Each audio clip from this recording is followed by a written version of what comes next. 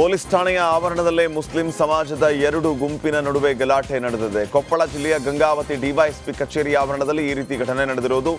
ಬಕ್ರೀದ್ ಹಬ್ಬದ ಹಿನ್ನೆಲೆ ಪೊಲೀಸ್ ಠಾಣೆಯಲ್ಲಿ ನಡೆದಿದ್ದ ಶಾಂತಿ ಸಭೆಯಲ್ಲಿ ಶಾಸಕ ಜನಾರ್ದನ್ ರೆಡ್ಡಿ ಆಪ್ತ ಅಲಿ ಖಾನ್ ಮಾತನಾಡೋದಕ್ಕೆ ಅಂತ ಮುಂದಾದಾಗ ಈ ಗಲಾಟೆ ನಡೆದಿದೆ. ಈ ವೇಳೆ ಮಾಜಿ ಶಾಸಕ ಇಕ್ಬಾಲ್ ಅನ್ಸಾರಿ ಬೆಂಬಲಿಗರಿಂದ ಆಕ್ಷೇಪ ವ್ಯಕ್ತವಾಗಿದೆ. ಹೀಗಾಗಿ ರೆಡ್ಡಿ ಹಾಗೂ ಅನ್ಸಾರಿ ಬೆಂಬಲಿಗರ ನಡುವೆ ಘರ್ಷಣೆ ನಡೆಯಿತು. ತಂಡೂರು ಕ್ಷೇತ್ರದ ಶಾಸಕ ಸ್ಥಾನಕ್ಕೆ ಇ ತುಕಾರಾಂ ರಾಜೀನಾಮೆಯನ್ನು ನೀಡಿದ್ದಾರೆ. ಸಂಸತ್ ಸದಸ್ಯರಾಗಿ ಪ್ರಮಾಣ ವಚನ ಸ್ವೀಕರಿಸಿದ ಬಳಿಕ ಬೆಂಗಳೂರಿಗೆ ಮರಳಿ ವಿಧಾನಸಭೆ ಸ್ಪೀಕರ್ ಅನುಮತಿ ಮೇರೆಗೆ ಕಾರ್ಯದರ್ಶಿ ಸ್ಥಾನಕ್ಕೆ ರಾಜೀನಾಮೆ ಪತ್ರವನ್ನು ಸಲ್ಲಿಸಿದ್ದಾರೆ. ಬಾಗಲಕೋಟೆಯ ಹುನಗುಂದ ಪಟ್ಟಣದಲ್ಲಿ ಧಾರಾಕಾರ ಮಳೆಯಿಂದಾಗಿ ತರಕಾರಿ ಮಾರುಕಟ್ಟೆ ಜಲಾವೃತವಾಗಿದೆ.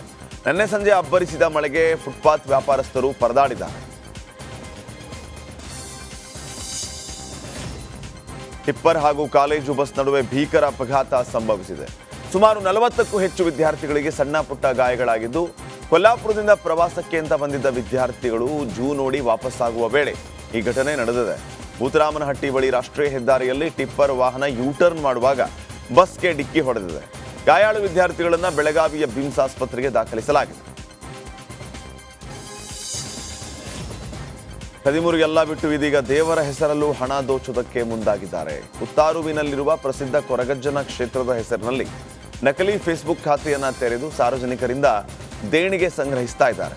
ಸುದ್ದಿ ತಿಳಿತಾ ಇದ್ದಂತೆ ಆಡಳಿತ ಮಂಡಳಿಯವರು ಪೊಲೀಸರಿಗೆ ದೂರನ್ನು ನೀಡಿದ್ದಾರೆ. ಕುತ್ತಾರು ದೇವಸ್ಥಾನದಲ್ಲಿ ಆನ್ಲೈನ್ ಮೂಲಕ ಯಾವುದೇ ದೇಣಿಗೆಯನ್ನು ಸಂಗ್ರಹಿಸುವ ಕ್ರಮ ಇಲ್ಲ.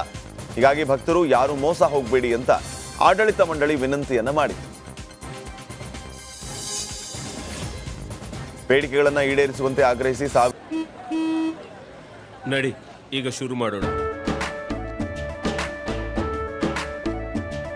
ಕೇಸರಿಯಿಂದ ಮನೋಲ್ಲಾಸ ಮನಸ್ಸು ಮತ್ತೇರಿ ಕುಣಿದಾಡಿದೆ ನೋಡು, ಮನಸ್ಸು ಮತ್ತೇರಿ ಕುಣಿದಾಡಿದೆ ನೋಡು. ಕ್ಷಣ ಕ್ಷಣವೂ ಆಚರಿಸಿ ಕೇಸರಿ ಹಬ್ಬ.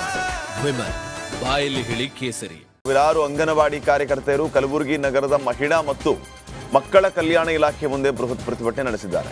ವರ್ಷದೊಳಗೆ ಮಕ್ಕಳಿಗೆ RDPR ರೂಪಿಸಿರುವ ಯಾವುದೇ ರೀತಿಯ ಕಾರ್ಯಕ್ರಮಗಳನ್ನು ಹಾಗೂ 4 ವರ್ಷದಿಂದ 6 ವರ್ಷದ ಒಳಗಿನ ಮಕ್ಕಳಿಗೆ ಶಿಕ್ಷಣ ಇಲಾಖೆ ರೂಪಿಸಿರುವ ಯೋಜನೆಗಳನ್ನು ನಿಲ್ಲಿಸುವಂತೆ ಅಂಗನವಾಡಿ ಕಾರ್ಯಕರ್ತೆಯರು ಸರ್ಕಾರಕ್ಕೆ ಆಗ್ರಹಿಸಿದ್ದಾರೆ. ಸರ್ಕಾರಿ ಶಾಲೆಯಲ್ಲಿ ಬಿಸಿಯೂಟ ಸೇವಿಸಿ 50ಕ್ಕೂ ಹೆಚ್ಚು ಮಕ್ಕಳು ಅಸ್ವಸ್ಥರಾಗಿರುವ ಘಟನೆ ಯಾದಗಿರಿ ಜಿಲ್ಲೆಯ ಶಾಪುರ ತಾಲೂಕಿನ ದೋರನಹಳ್ಳಿ ಗ್ರಾಮದಲ್ಲಿ ನಡೆದಿದೆ. ದೋರನಹಳ್ಳಿ ಗ್ರಾಮದ 3 ಸರ್ಕಾರಿ ಶಾಲೆಯ ಮಕ್ಕಳಲ್ಲಿ ವಾಂತಿ ಭೇದಿ ಕಾಣಿಸಿಕೊಂಡಿದೆ. NGO ಒಂದರಿಂದ ಸಪ್ಲೈ ಆಗಿದ್ದ ಬಿಸಿಯೂಟ ಸೇವಿಸಿದ್ದ ವಿದ್ಯಾರ್ಥಿಗಳು ಅಸ್ವಸ್ಥರಾಗಿದ್ದರು. ಬಿಸಿಯೂಟ ಸೇವಿಸಿ ವಾಂತಿ ಭೇದಿಯಿಂದ ಬಳಲುತ್ತಿದ್ದ ವಿದ್ಯಾರ್ಥಿಗಳನ್ನು ದೋರನಹಳ್ಳಿ ಸರ್ಕಾರಿ ಆಸ್ಪತ್ರೆಗೆ ದಾಖಲಿಸಿ ಚಿಕಿತ್ಸೆ ನೀಡಲಾಗಿದೆ. ಮಾಹಿತಿ ತಿಳಿತಾ ಇದ್ದಂತೆ ಅಧಿಕಾರಿಗಳ ದಂಡು ದೋರನಹಳ್ಳಿ ಸರ್ಕಾರಿ ಆಸ್ಪತ್ರೆಗೆ ದೌಡಾಯಿಸಿದ್ದಾರೆ. ಅಲ್ಲದೆ ಆಸ್ಪತ್ರೆಗೆ ತೆರಳಿ ವಿದ್ಯಾರ್ಥಿಗಳ ಆರೋಗ್ಯವನ್ನು ವಿಚಾರಿಸಿದ್ದಾರೆ. ಸಫಾಯಿ ಕರ್ಮಚಾರಿ ರಾಷ್ಟ್ರೀಯ ಆಯೋಗದ ಅಧ್ಯಕ್ಷ ಎಂ ವೆಂಕಟೇಶನ್ ವಿಜಯನಗರ ಜಿಲ್ಲಾ ಪ್ರವಾಸವನ್ನ ಮಾಡಿದ್ದಾರೆ.